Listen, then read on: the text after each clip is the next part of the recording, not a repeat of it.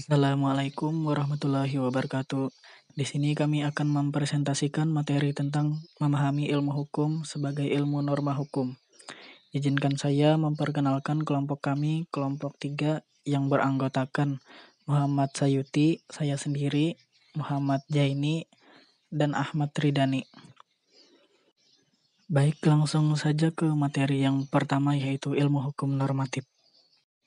Hukum normatif adalah penelitian hukum yang meletakkan hukum sebagai sebuah bangunan sistem norma.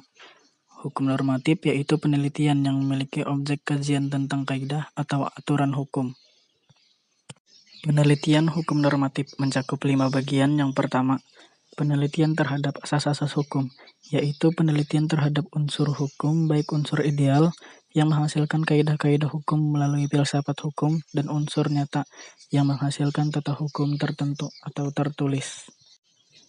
Yang kedua, penelitian terhadap sistematika hukum, yaitu mengadakan identifikasi terhadap pengertian pokok dalam hukum seperti subjek hukum, hak dan kewajiban, peristiwa hukum, dan peraturan perundangan.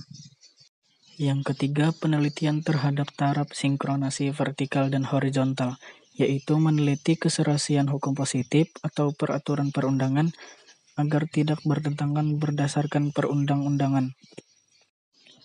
Yang keempat, perbandingan hukum, yaitu membangun pengetahuan umum mengenai hukum positif dengan membandingkan sistem hukum di satu negara dengan sistem hukum di negara lainnya. Dan yang kelima yaitu sejarah hukum, meneliti perkembangan hukum positif atau peraturan perundangan dalam kurun waktu tertentu, misalnya hukum tanah, perkawinan, perpajakan, persawahan, dan sebagainya. Materi selanjutnya akan disampaikan teman saya, Muhammad Ijai. Norma.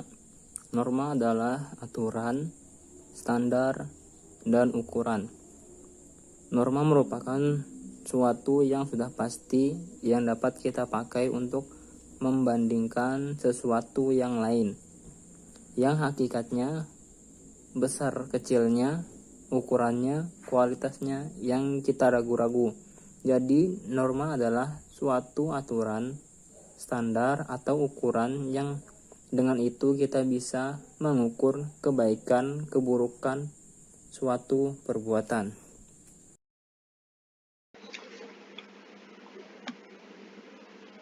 Saya Ahmad Ridani. Di sini saya ingin meneruskan penjelasan dari Muhammad Jaini. Macam-macam norma.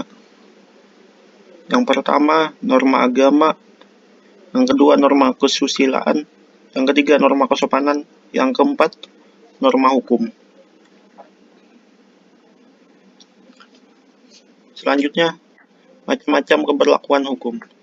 Yang pertama, keberlakuan hukum secara empiris. Yang kedua, keberlakuan hukum secara normatif. Yang ketiga, keberlakuan hukum secara evaluatif.